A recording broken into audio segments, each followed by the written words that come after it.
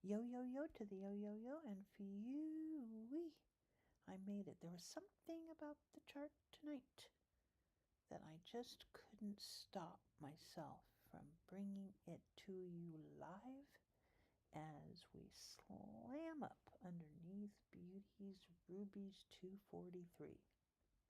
The EMA that controls all the other EMAs. When you're traveling below it, you gotta count the ledges. When you're traveling above it, you need to have a nice healthy distance so that the momentum carries it to higher prices. We are at 63,566, and it looks like we're in for a little leggy slamming up against the 243. So why not go live? I would probably go and look at news, but the way I have OBS right now, if I even move into other windows, I'm all screwed up. I may open up my iPad and we'll do it that way.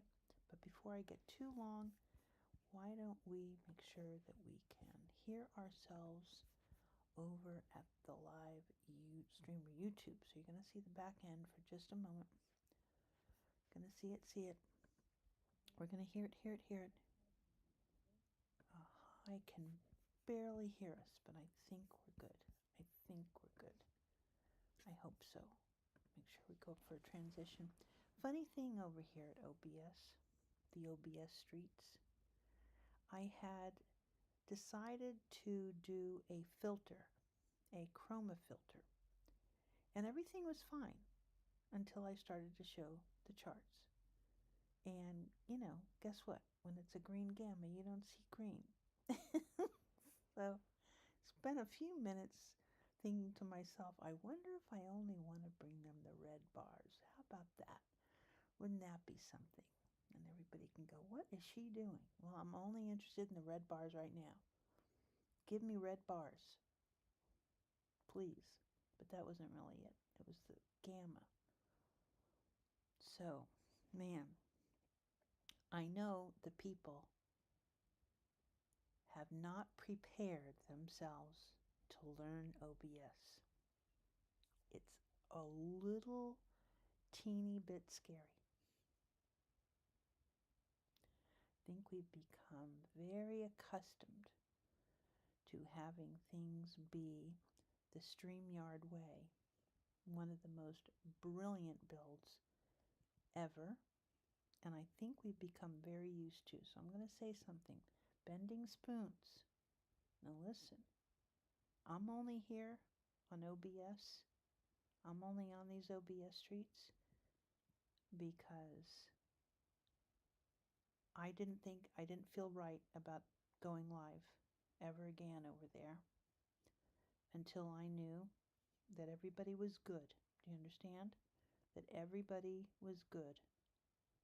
Because something you need to know is that you need to do good by the legacy, the founders, the people, the community. Man, oh man. There might be just a little bit of the Ciao Bella that you need to believe in. But until all that's figured out, I'm over here. No biggie. I'll be on mute for just a moment while I pull up my iPad.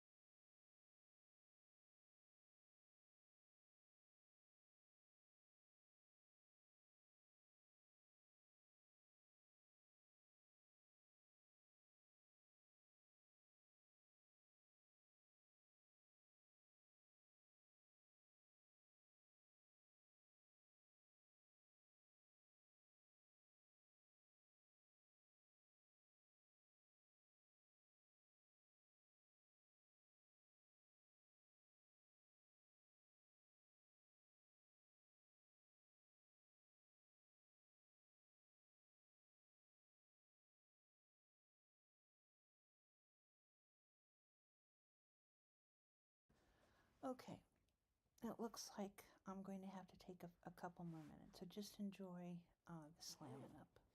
Be back in just a second.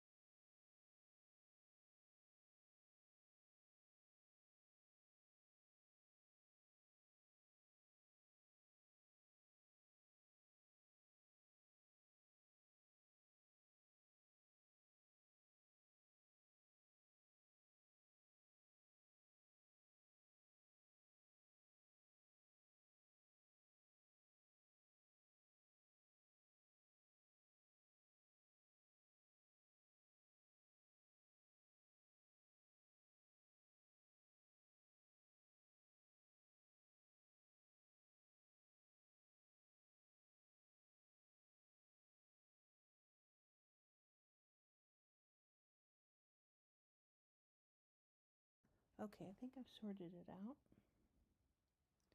We were running a private stream, but I still can't find myself on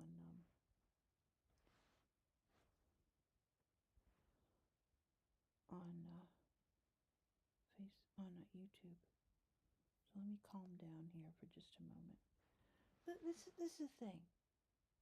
Why is it always something? Why is it always something? I don't get that at all. I know my channel name. I know what did I title everything properly? Hold on. Let me just go here. Yeah. Quick Live Bitcoin. Okay, got it. Now we're good. We're public. Okay, so what's the big deal? Right, I'm just going to stay on it. So just doesn't matter. You guys are just going to have to bear with me.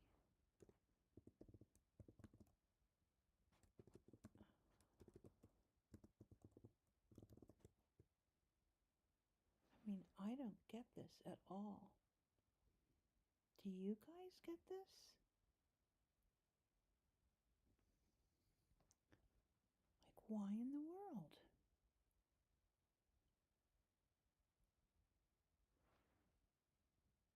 Okay, I'm going to filter live. I'm going to go, those are my filters. Okay, there we are. Absolutely insane. Checking the volume. Checking volume. Okay, check and check and check.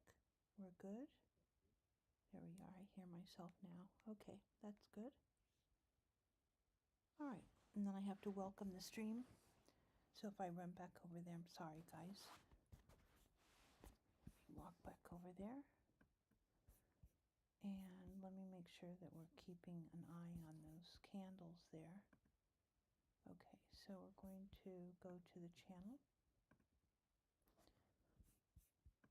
Unbelievable. And it might be the delay too. You know what I mean? You make one mistake, you're going to add on to the delay. So, and then if you try to do one more thing, you're going to add on to the delay and all of that. Okay, so I've put my welcome message out, so we're good there. And it's just there, la la la. Okay. Alrighty, so here we are at Bitcoin, the BTC USD Coinbase pair. The 243 is the white line that you see. And of course, what are the rules? Upper quadrant, lower right quadrant. So upper left quadrant, lower right quadrant. So in the hourly bars for the period of time that you're looking at here, we are what? Short. We've taken one attempt to come through and we did pierce it, so this is a good sign for when we follow through. The next time we touched it, exactly we touched it, that's what should happen here. So that's 3 taps. So you'll see like this lacy pattern going on. This is a little different than when we get these ledges. In fact, this recovery ledge is a very long ledge in a way. This one here, not so much, if you can see, not so much, whimpers out, keeps falling down. This is just a little bit of not so much volume going on. We had someone that agreed that the price was a pretty good price under the 243. So it's really kind of what happens right in here that is worth me going live and us, keeping an eye on it. You're looking at hourly bars, hourly bars. I can zippity doo dah. We can go into a 30-minute bar and you'll see this chippy chop, this rick rack here, because I don't put there's no smoothing going on. Every time the plot is met, then we get a line. So this, instead of it being smooth, it's giving me real-time chippity chop short. Okay, so now we're looking, there's some distance with these bars here, but look at how leggy and pathetic they are. And the temptation here is that the shorts will take advantage of the longs not being able to take a play. Okay, so that's what we have there. As far as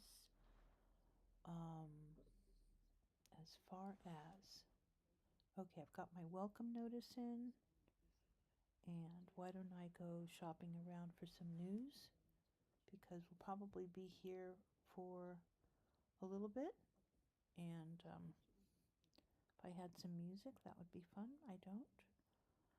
You're also looking at a different orientation so that I can work on shorts. So that's why it kind of took me a little bit to actually get on. So below the chart is just a complete void.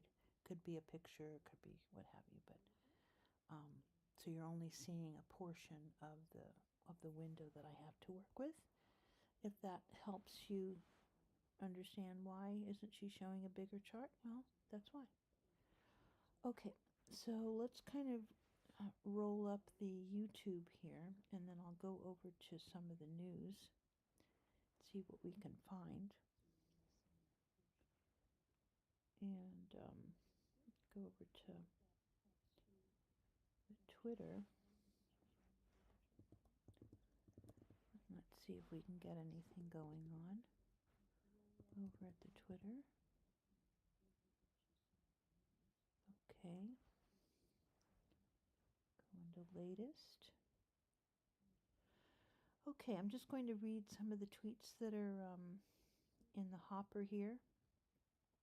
It usually gets going pretty fast, so let me say, it's hard to ignore the significance of Bitcoin's first 10,000 mint. Punks open doors for many OGs in space, and the low inscription narrative is due for a revival. Okay, let's get Bitcoin. Dominance at its trend support. Bitcoin. Michael Saylor issues vital reminder regarding Bitcoin. We'll go into that article from Coin Paper. It reads, Michael Saylor's astute observations and bold predictions influence market sentiment, guiding investors through Bitcoin's ever-evolving landscape. And then that's the headline. In the ever-evolving landscape of cryptocurrency, 3 pivotal narratives converge to shape the future of Bitcoin. Michael Saylor, the founder of MicroStrategy and a vocal advocate. Let me, you know what I need to do? I need to turn that down. Okay, and then make sure that we're good to go there. Transition. Stop. Volume's good. Okay. Keep reading here. Michael Saylor, the founder of MicroStrategy and a vocal advocate for Bitcoin, continues to influence the market with his astute observations and bold predictions. His recent reminder about the impending Bitcoin halving highlights the significance of fundamental events in shaping the cryptocurrency's trajectory. Simultaneously, Bitcoin miners are navigating their own path, depleting their coin stashes ahead of the halving to ensure operational sustainability. With the impending reduction in per-block rewards, miners are strategically positioning themselves to weather the changing dynamics of the Bitcoin ecosystem. Their actions reflect a nuanced understanding of market trends and a commitment to long-term resilience. Adding to the excitement is the progress towards spot-based Bitcoin exchange-traded funds, ETFs, in Hong Kong. While U.S. regulators have been at the forefront of discussions, reports of progress in Hong Kong have largely remained under the radar.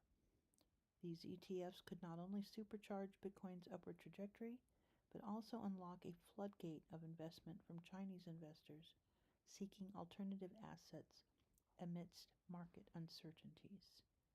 As Saylor's insights, miner strategies, and Hong Kong's ETF progress intersect, the Bitcoin community braces for the impact of these developments.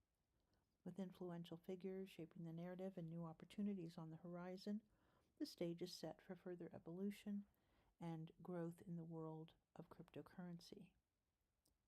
In the fast-paced world of cryptocurrency, where every development can send shockwaves through the market, Michael Saylor stands as a prominent figure, a beacon of insight and foresight. The founder of MicroStrategy, a titan in the realm of business intelligence, Saylor has pivoted his focus to Bitcoin, serving as its evangelist-in-chief. With his vast army of followers, he wields considerable influence, decimating crucial messages through the digital ether. His latest missive, delivered in characteristic fashion via Twitter, serves as a clarion call to the cryptocurrency community. The Bitcoin halving draws nigh. Saylor, in his inimitable style, employs AI-generated imagery adorned with Bitcoin motifs to underscore the significance of the impending event. So this is old news, but we'll go ahead and read it anyway because it gives us a little bit of insight on what Saylor is up to. In this digital age where information travels at the speed of light, his message resonates across the vast expanse of the internet. The Bitcoin halving, slated to occur in a mere 9 days, is an event of paramount importance for all Bitcoin enthusiasts and stakeholders. As the fourth halving since Bitcoin's inception in 2009, it heralds a momentous reduction in miners' rewards per block, halving them from 6.25 BTC to 3.125 BTC. Consequently, the issuance of new Bitcoins per day will plummet from 900 to 450, fundamentally altering the supply dynamics of the world's preeminent cryptocurrency. Analysts within the cryptocurrency sphere are unanimous in their prognostications. The halving will catalyze a surge in Bitcoin's price, propelling it to new heights. History serves as a guide, with the previous halving event in 2020 ushering in a period of unprecedented growth. Buoyed by the endorsement of Elon Musk and Tesla, which allocated a staggering $1.5 billion to Bitcoin and embrace it as a payment option for their electric vehicles, Bitcoin soared to stratospheric levels. In 2021, Bitcoin witnessed two historic peaks, fueled by a confluence of factors including institutional adoption, macroeconomic uncertainty, and a fervent retail frenzy. The cryptocurrency market experienced an electrifying surge, culminating in a record-breaking high of 73,750 on March 14th. Yet in the volatile world of cryptocurrencies, fortunes can change in an instant. At present, Bitcoin hovers at 70,483.05, marking an almost 2% increase in value over the past 24 hours. Remember, this is a dated article. As the countdown to the halving continues, Saylor's reminder serves as both a rallying cry and a moment of reflection in an industry characterized by rapid evolution and relentless innovation. Staying abreast of key developments is paramount.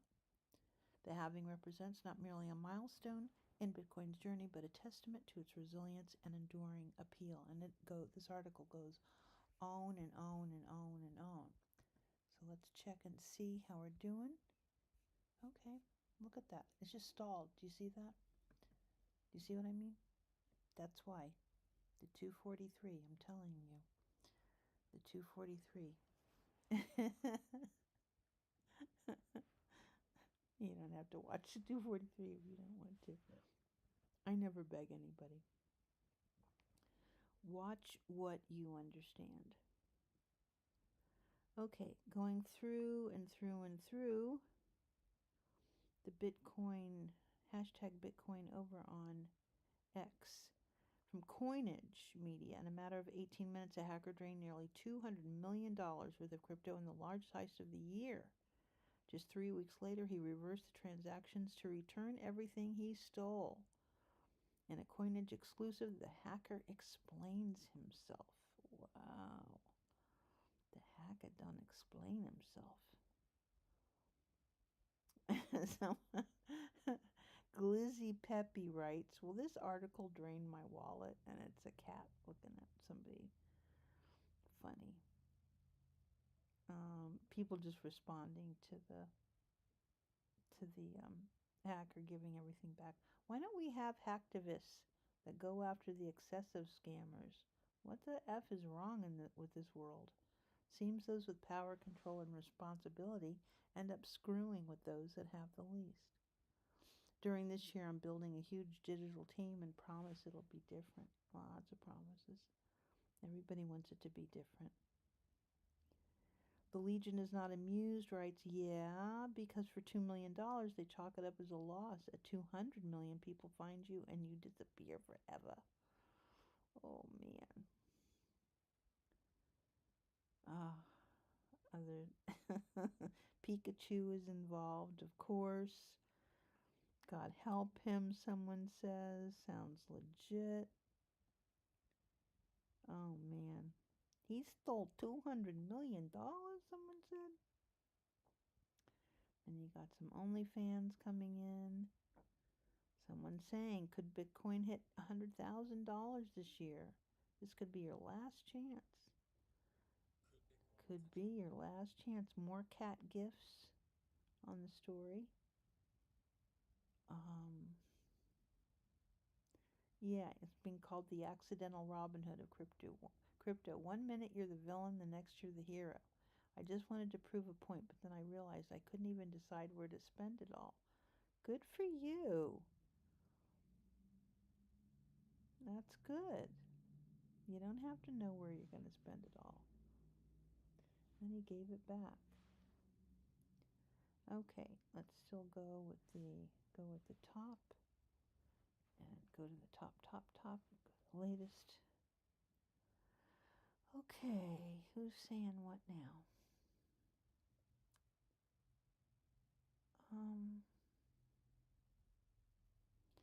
Seems like there's a lot of projects. I don't know if that's really true, but it does seem like there is.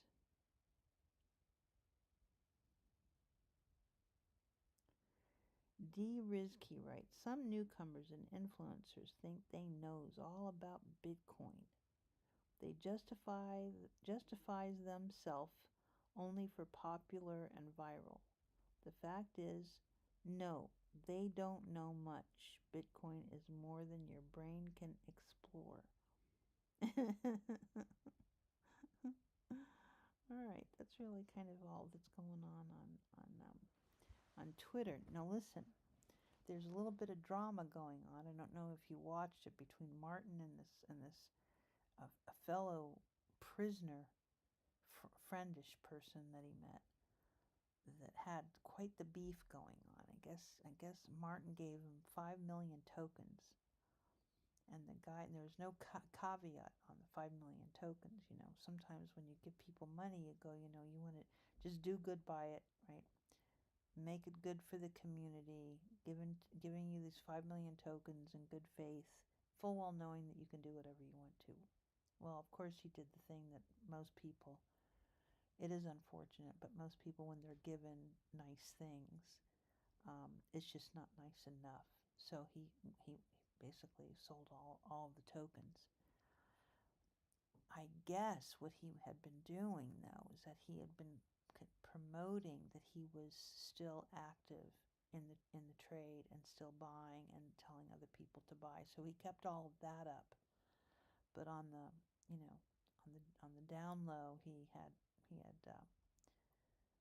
set out a little bit of a scheme to sell all of his tokens. So there's a bit, you can look it up on Twitter. There's it's like 7 hours of dialogue about these two and what went on and the arguments between them. And Martin jumped on his spaces, and then the guy is like a dude bro guy, like everything is dude and everything bro. It's absolute classic cryptocurrency beef. Check them out. I wish I could play it because it's very funny to me, but I don't know if I can or not really, and not get. I don't think you're supposed to. I don't think you're supposed to take other people's things and play them. I would though, because it's that good. I put a link in my Twitter if you want to check it out. The next thing going on is, I want to go through anyone listening to the Won't Let You Rug Me drama, I called it the Won't Let You Rug Me. I wish I could play it, I really do, because it's absolutely hysterical. Man, I don't even know what to say. All right, we're trading at a easy 63,647. Yep. And you can see that some buyers are trying to come in, maybe make the move. They're going to make the move. They got that little ledge there around the 30-minute bar. Let's zippity doo dah into a 15-minute bar. Now we'll go into a 5-minute bar so you guys can actually see what this looks like live. So you see this all undulation here, just so now we're kind of bounded, right? We're in a range. So now we know that the top of the range is right here, and the high is 63,716. So as soon, and you see it's a double top there. So you've got all the pressure of the 243, you've got a double top now. Now there could be a move, so you count your bars. You have a closing bar here, this very odd doji here, that's the end of this cycle. So in a way, this is a brand new trade. 1, 2, 3 bar trade right here. So we want to have it be 9 bars of long. Now, if you can measure this, right? You know that you've got the room. You've got the end of the cycle once again, with the green bar right here. So green sell bar, little doji there. A hammer, a full bar, a nice new bar. So it will get hoovered up to the 243. That is usually what happens. Now listen, you can count with your own eyeballs. 1, 2, 3. Remember, a 9-bar count. You guys got that? 9 bars. 1 after the close. 1, 2, 3, 4, 5, 6, 7, 8, 9. So you can see it has to be a very intense, a little bit of a power move. It has to break through the top over here because it's pinging off of that.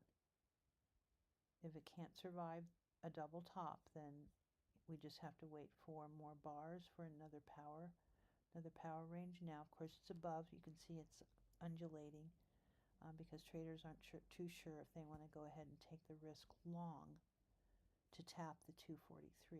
So do you guys see that at all? Hope you guys kind of see that. I hope. Let me go back over to the channel and see. Oh, it's a tough road.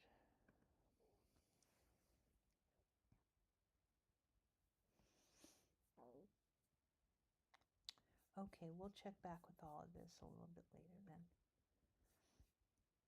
Thanks a lot.